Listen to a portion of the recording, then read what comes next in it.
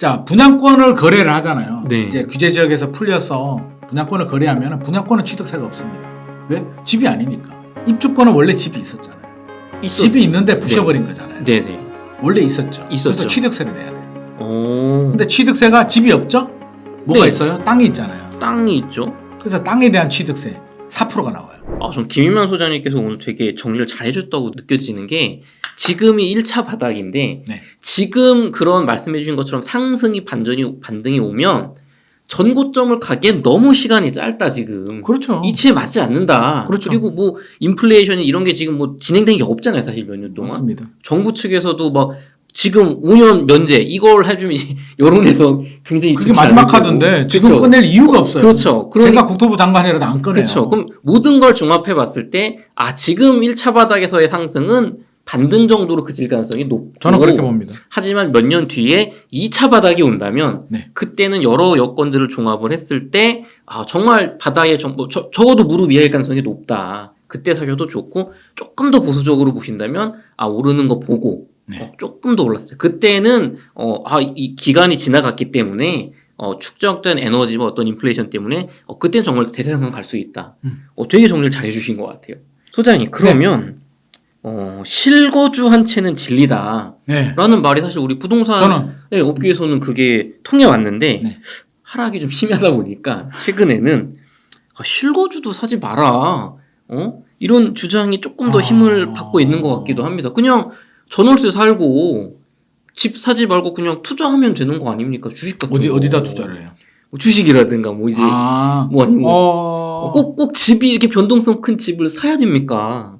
저는 집 하나는 그냥 보험이다. 보험이다. 필요한데 자 상황이 중요하잖아요. 지금 상황에서 또는 작년 12월 또 그렇게 말씀하시는 분들이 있어요. 작년 12월 달 집값 막 떨어질 때 네. 제가 좀 지켜보자라고 이야기를 하니까 야 네가 1주택은 정답이라며 무조건 사야지 왜 또 지켜보냐라고 하는데 물론 정답이긴 하지만 지금 상황 현재 상황은 좀 대치를 해서 적절한 판단을 해야 되잖아요. 급격히 떨어지는 상황이 명확하니까. 굳이 떨어지고 있는데 떨어지는 게 눈에 보이는데 굳이 들어갈 필요는 없잖아요. 적어도 1차 바닥은 확인하는 게 좋겠고 근데 지금 1차 바닥 확인했잖아요. 그렇죠. 2차 바닥은 언제 올지 모르잖아요. 그렇죠. 제가 2차 바닥이라고 하지만 안 올 수도 있잖아요. 제가 틀릴 수도 있잖아요. 세상 일은 모르니까. 그렇죠. 그렇죠. 모르니까.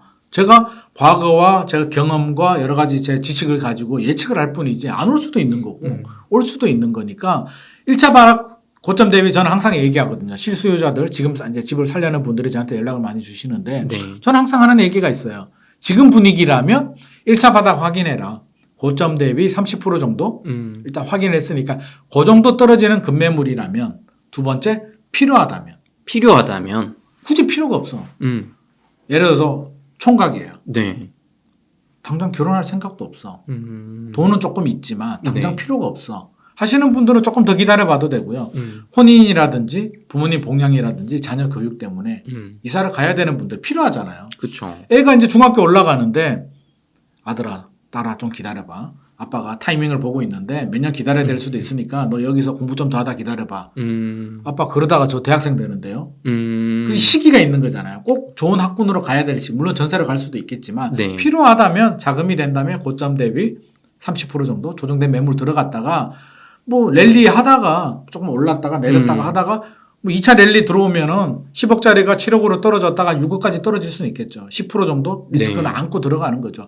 랠리가 안 오고 2차 바닥이 안 오고 상승으로 되면 땡큐고요. 그건 모르는 거니까 적어도 1차 바닥은 확인하고 들어가라라는 말씀 필요하다면 저는 또 작은 계획에 문제가 없어야 되고 우리 연끌할 때 2020년, 2021년에 정신이 없었잖아요.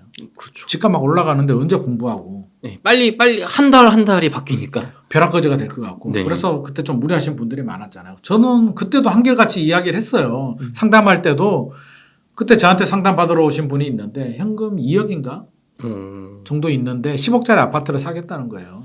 많이 무리인 것 같은데요.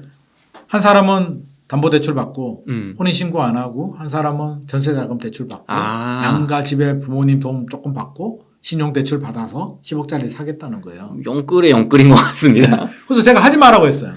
아무리 필요해도 그건 아닌 것 같다. 상당히 많이 올랐고 그때는 미래를 모르니까 조금 더 오를 수도 있지만 사실은 많이 올랐다. 피로감이 굉장히 누적이 됐기 때문에 혹시라도 어떤 예상치 못하는 변수, 그게 결과적으로는 금리가 됐지만 그때는 금리 안 올랐을 때요. 예상치 못하는 변수가 생기면 굉장히 취약하다, 리스크가. 당신 같은 분들은 굉장히 위험하기 때문에 사실 그런 상황이라면 아무리 필요해도 안 하는 게 맞다라고 말씀하셨는데 돌아갔어요. 제가 돌려보냈어요. 제가 네. 도저히 추천해 줄 수가 없어, 이거는. 근데 그분이 다른 데 가서 했는지는 모르겠어요. 하지만 그런 상황이라면 아무리 실거주라도 그렇게 리스크 없는 투자가 없다라고 하지만 그 정도 리스크는 저는 안 된다고 봅니다. 한번 무너지면 부동산이 무서운 게 있어요. 아무리 뭐 안정성이 높다라고 하지만 그렇게 2억 가지고 10억을 투자했잖아요. 만약에 2억만 떨어지게 되면 원금 다 날려요. 그죠. 내 돈이 없어지는 거죠. 내 돈이 없어지죠. 3억 떨어지게 되면 손실이 발생해요. 손실 구간이 되는 거죠. 그래서 그게 너무 리스크가 크기 때문에 저는 자기 자본이 50% 정도는 들어가는 게 맞겠다. 적어도 50% 이상이면 더 좋고요. 최소한 50% 정도 마진을 확보하고 더 좋은 거는 70% 정도 자기 자본이면 더 좋고요. 대출 30% 정도. 그 정도라면 저는 충분히 해볼 만한데 그렇게 리스크가 높은 투자는 저는 아무리 실거주라도 반대합니다. 그럼 지금처럼 30% 정도가 하락한 1차 바닥인 어떤 주거 아파트에서 네. 내가 좀 뭐 결혼이라든가 혹은 이제 집이 필요한 경우에 또 내 자본이 적어도 50% 정도는 네. 있는 상태에서 갭 투자가 아니라 네. 정말 내가 살기 위한 집을 사는 건 지금도 반대하지 않으신다. 그럼요. 소장님 제가 마지막으로 하나만 더 여쭤보겠습니다. 집값 하락이 심해지다 보니까 특히나 뭐 경기도 남부, 네. 뭐 이제 동탄이라든가, 네. 뭐 망포라든가, 네. 뭐 영통이라든가, 그리고 인천, 이제 송도, 검단, 네. 그리고 대구 같은 지방까지 와우. 재개발, 재건축, 조합원, 입주권 매물들이 좀 마이너스 P로 나오고 있어요. 나오죠. 입주 물량도 많고 분위기도 안 좋은 게 겹쳤잖아요. 네, 나오죠. 그래서 이제 이런 거에 관심을 이제 내 집 마련으로 관심을 가지시는 분들이 있는데 사실 분양권과 조합원 입주권의 차이가 뭔지를 잘 몰라요. 아, 진짜요? 네, 그 좀 어떤 게 차이가 있는지 좀 주의점은 뭐가 있을지 좀 일단 알려주시면 좋겠어요. 비슷하긴 해요.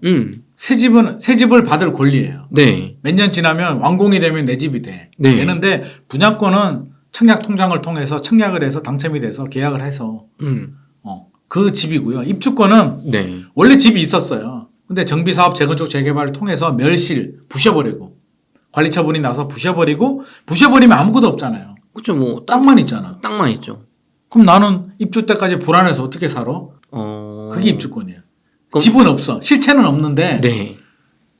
내가 청약 통장을 통해서 분양을 받지는 않았지만 내가 네. 예전에 집이 있었기 때문에 내가 네. 조합원이고 내가 입주권 자격이 되기 때문에 집을 받을 수 있는 권리가 생긴 거예요. 원조합원의 이제 새 집을 받을 권리. 그렇죠. 근데 예전에는 좀 차이가 있었어요. 분양권은 주택수에 들어가지 않았어요. 그러니까 청약을 한 거는 주택수에 안 들어가는데 네. 입주권은 양도세 주택수에 들어갔어요. 예전에는. 네네. 근데 이게 문재인 정부 때 규제를 강화하면서 분양권도 주택수에 들어가 버렸기 때문에 네. 지금은 약간 좀 비슷하게 섞여서 오히려 더 헷갈려요. 그래서 더 헷갈리신 것 같아요. 뭐 찾아봐도 뭐가 달라요. 다르냐. 다르고 자 분양권을 거래를 하잖아요. 네. 이제 규제 지역에서 풀려서 분양권을 거래하면 분양권은 취득세가 없습니다. 왜? 집이 아니니까. 집이 아니니까. 나중에 2년 3년 후에 완공이 되면 그때 보존 등기가 나고 네. 내가 등기를 치면 내 집이 되잖아요. 그쵸. 입주권은 원래 집이 있었잖아요. 집이 있는데 부셔버린 거잖아요. 네네. 원래 있었죠. 있었죠. 그래서 취득세를 내야 돼요. 오. 근데 취득세가 집이 없죠? 뭐가 네. 있어요? 땅이 있잖아요. 땅이 있죠. 그래서 땅에 대한 취득세 4%가 나와요. 오, 입주권은 더 비싸. 더 비싸네요. 더 비싸요. 오. 그래서 입주권 구입하신 분들 중에 이거 뭐야? 왜 취득세가 나와? 하시는 분들이 있는데 네. 분양권과 입주권이 다르기 때문에 그렇습니다. 그럼 가격이 같으면은 입주권이 더 취득세 면에서는 이득이라고 볼 수 있겠네요. 더 낮은. 분양권이 취득세 그쵸. 분양권이. 근데 그쵸. 입주권도 또 장점이 있죠. 또 장점은 뭔가요? 입주권 장점이라고 한다면 물론 뭐 돈이 좀 많이 들어갈 수도 있겠지만 분양권과 입주권은 근본적인 차이가 자 입지적으로 차이가 날 수는 있어요. 신도시 같은 경우는 이제 뭐 대규모 밀어버리고 완전히 도시를 새로 만드는 건데 대부분은 이제 신도시가 아닌 경우는 구도심들 아파트를 만들잖아요. 아파트를 만들면 예를 들어서 강남이나 뭐 한남 뭐 이런 데 네. 보면 예전에 도시가 만들어졌잖아요. 네. 재건축 재개발은 거기가 주택이 노후화가 돼서 지역이 노후화돼서 새로 짓는 거잖아요. 역세권, 교육, 그쵸. 인프라가 좋을 거잖아요. 네. 뭐 용산이 인프라 좋잖아요. 좋죠. 강남도 마찬가지고 집만 오래됐기 때문에 기본적으로 좋은 위치를 차지하고 있어요. 입지가 좋다. 입지가 좋죠. 입지가 좋고 조합원들은 또 좋은 걸 가져가. 동이나 향이라든가 먼저 선정을 하거든요. 층이라든가 그렇죠. 로얄동, 로얄층을 다 가져간다. 둔촌주공 5층 밑에만 주고 그렇죠. 남는 거를 일반 분양하는 거예요. 재건축 재개발은. 그래서 일반 분양 받으신 분 중에 물론 신도시처럼 네. 다 일반 분양인 분들 그런 네. 분들은 뺑뺑이지. 저층이 걸릴 수도 있고 로얄층이 걸릴 수도 있는데 조합원 물건 네. 재건축 재개발 단지인데 일반 분양으로 네. 입주권이 아닌 일반 분양으로 한 거는 분양권이잖아요. 그런 물건들은 동이나 층이 좀 안 좋을 수는 있어요. 그런 그럼 차이가 있죠. 소장님 말씀만 들으면 조합원 입주권을 저렴하게 살 수 있다면 장점이 그래도 있는 것 장점이 같은데 있죠. 네. 또 일부 어떤 제가 찾아보니까 조합원 입주권을 구매했는데 아파트 분양이 저조하거나 준공후 미분양 등이 나면 추가 분담금이 뭐 늘어날 수도 있다. 맞아요. 뭐 그런 그런 얘기가 있는데 그러면은 정말로 제가 조합원 입주권을 사면 네. 잘 이제 분양이 안 됐어요. 그럼 제가 추가 분담금을 막 나올 수 있죠. 내야 될 수도 있는 건가요? 내야 될 수 있죠. 아. 조합원들이 네. 조합이라는 게 법인이에요. 회사를 어. 만든 거야. 네. 우리 뭐 삼성 같은 회사와 똑같아요. 네. 재건축을 하기 위한 조합이라는 회사를 만든 거란 말이에요. 그 주주가 조합원이잖아요. 그렇죠. 그렇죠. 근데 회사가 어려워져 가지고 이제 돈을 더 내야 돼. 그럼 누가 돈을 내요? 잘 모르는 제3자가 돈 내주진 않잖아요. 그렇죠. 주주가 책임져야지. 네. 그러니까 조합원들이 그래서 최근에 평촌에 센텀퍼스트라는 아파트가 있어요. 네. 덕현지구 재개발했는데 그게 이제 계약률이 저조하다 보니까 할인 분양이 들어갔단 말이에요. 10%. 재개발이잖아요. 네네. 10% 할인 분양하면 그 결국 조합원들 입장에서는 들어올 돈이 줄어드는 거잖아요. 들어올 돈이 줄어드는 거죠. 예를 들어서 1,000억이 들어와야 되는데 10% 할인하면 9,000억이 들어오는 거죠. 900억이 들어오는 거죠. 네. 그럼 100억은 조합원들이 내야 돼. 그럼 우리가 100명이면 1억씩 더 내서 예를 들자면. 예를 들자면 그런 일이 있을 수 있으니까 그건 리스크니까 아까 뭐 수원, 검단, 인천, 대구 말씀하셨는데요. 네. 좀 체크를 해야 되는 게 입주권이라고 해서 무조건 들어가야지. 많이 떨어졌으니까 들어가야지. 물론 타이밍은 봐야죠. 우리가 앞서서 이제 이야기를 많이 했듯이 뭐 1차 바닥이냐, 2차 바닥이냐, 고점 대비 몇 프로 떨어졌느냐, 정부에서 어떤 정책이 나오느냐, 뭐 그런 거를 따져봐야 되지만 네. 두 번째 확인해야 될 건 뭐냐면 입주 물량, 공급. 이 지역에 네. 내가 투자하려는 지역에 공급 물량이 얼마나 많으냐. 그게 입주 물량이거든요. 최근에 앱들이 잘 나오다 보니까 입주 물량을 쉽게 확인할 수 있는 앱들이 잘 나와요. 그래서 대구 같으면 내가 투자하려는 지역에 대구 딱 눌러서 하면 연도별로 입주 물량이 그래프로 쫙 나오거든요. 네. 딱딱딱 눌러서 확인해 보면 많아. 내후년까지 엄청 많더라고요. 2025년까지 많거든요. 네. 입주 물량이 많아. 만약 구별로 봐도 되고요. 네. 입주 물량이 많다는 얘기는 전세가 약세라는 얘기죠. 그렇죠. 전세가 약세라는 얘기는 매매 가격도 좋을 리가 없잖아요. 그렇죠. 떨어지면 오르기는 참 그렇죠. 어려운 전세가 거죠. 밀어 올려주거나 받쳐줘야 되는데 네. 전세가 약세라는 얘기는 입주 물량은 물량 앞에 장사가 없어요. 그래서 인천도 봐야 되고 인천도 입주 물량이 좀 많아요. 네. 구별로 좀 차이가 있어요. 네. 그래서 구별로 검색을 한 다음에 내가 투자하려는 분양권이나 입주권이나 아니면 아파트라도 입주 물량이 많다라고 하면 조금 더 고민을 해야 되고요. 예를 들어서 입주 물량이 내년까지는 많아. 네. 2024년까지는 많은데 2025년부터 입주 물량이 거의 없어. 그렇다면 근데 입주까지는 시간이 있어. 내가 투자하려는 게 내년이 문제가 아니고 2년 후에 입주해. 그렇죠. 지금 짓고 있어. 짓고 있어. 네. 그러면 또 이게 그 시기가 지나갈 수도 있으니까 그런 걸 감안해야 된다. 그래서 입주 물량도 좀 분석을 하시는 게 좋습니다. 그럼 입주 물량까지 분석을 해서 좀 시기를 봐야 되고 그러면은 좀 이렇게 초보자분들 입장에서는 조합원 입주권은 어쨌든 리스크가 좀 있는 거고 네. 분양권은 그러면 그냥 제가 딱 산 금액만 내고 어떤 책임이 그렇죠. 없는 확정이죠. 거예요. 분양권은 확정이죠. 그러면 내가 잘 모르겠다면 분양권을 사는 게 안전하다. 안전하다는 게 아까 떨어지는 경우를 말씀하셨잖아요. 네. 재개발도 미분양이 나고 가격이 네. 떨어지니까 문제가 된 거잖아요. 그렇죠. 그렇죠. 분양권도 가격 떨어지면 그러니까 가격은 떨어질 수 있다. 그런 거는 감안해야 떨어질 된다. 수 있죠. 근데 분양권도 이제 전매가 허용이 될 수도 있잖아요. 네. 규제가 풀리면. 네. 분양권 투자의 장점은요. 분양권도 이제 거래가 될 수도 있잖아요. 지금은 분양권 전매가 묶여 있는 곳들 묶여 있는 곳들도 있는데 이제 풀린 지역들 네, 예를 풀린 적도 들면 있죠. 분양권 투자의 장점이 뭐냐면 분양가를 예를 들어서 5억이라고 우리가 가정을 하자고요. 그러면 네. 계약금 10% 들어가죠. 그렇죠. 5천만 원 들어가죠. 나머지는 중도금 대출이죠. 네. 5천만 원 가지고 분양권을 살 수가 있어요. 집 아파트에 대한 권리를 살 수 있는. 음. 근데 5억짜리가 올라요. 네. 6억까지 올라. 그러면 나는 5천만 원 투자해가지고 1억이 올라간 거예요. 야, 그러면 수익률이 200%. 200%네요. 그게 분양권 투자의 장점이에요. 그래서 정부가 집값 오를 때는 막죠. 전매. 그죠. 그거부터 먼저 막더라고요. 막지. 왜 투기하지 말라고. 네. 이게 막 과열이 돼서 신축 아파트가 올라가면 주변에 있는 아파트 가격이 올라갈 수도 있으니까 막는데 네. 집값이 떨어지면 풀어주죠. 제발 좀 사라. 왜? 야, 투기 좀 해라. 그냥 해도 내가 용납 눈 감아 줄 테니까 좀 사. 지금 건설 회사들이 죽을라 그래. 미분양이 늘어나고 하면 심각해. 금융시장도 위험하니까 제발 사. 팔아도 돼. 그래서 투자를 해요. 했는데 실거주자는 괜찮아요. 나 입주하면 되니까. 그쵸. 근데 투자자야. 살아야 되니까. 예. 그래서 욕심이 나가지고 3개를 샀어요. 3개 사면 600%. 600%가 되는데 잘 되면 600%인데 네. 어라? 내가 타이밍을 잘못 잡아가지고 나는 바닥인 줄 알았는데 바닥이 아니야. 안 팔려. 네. 안 팔리면 어떻게 돼요?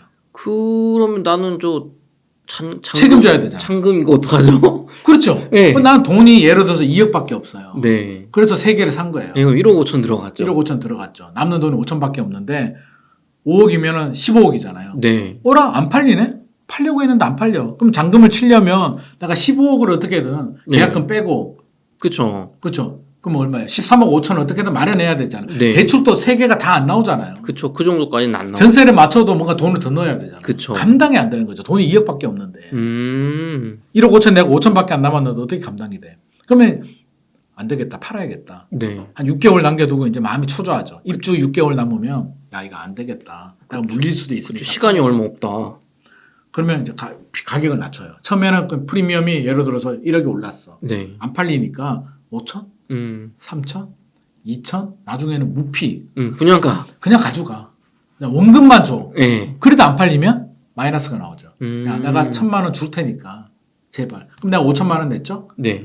4천만 원밖에 못 받는 거죠. 그쵸. 계약하시는 분은 4천만 주고 그러니까 1,000만 원 이득을 보는 거죠. 그쵸. 그런 게 생겨요. 예전에도 있었습니다. 그래서 최악의 경우는 마이너스 프리미엄 분양권까지 나오기 때문에 분양권 투자의 장점은 분명하지만 단점은 물리면 굉장히 골치 아프다. 눈물까지 흘릴 수도 있기 때문에 제가 무조건 추천드리지는 않고요. 분양권 투자는 상황을 보고 상승 가능성이 높을 때 1년, 2년 후에 상승 가능성이 높다라고 판단이 될 때 들어가야 되고 절대 현혹되면 안 됩니다. 이걸 부추기는 또 일부 부동산과 또 일부 전문가들이 나올 수도 있어요. 그래서 야 3년 후는 무조건 오르니까 분양권 사. 그렇죠. 입주 물량 줄어드니까 사라. 사라. 그 심한 경우는 예전에 그런 경우도 있었어요. 내가 책임질 테니까 사.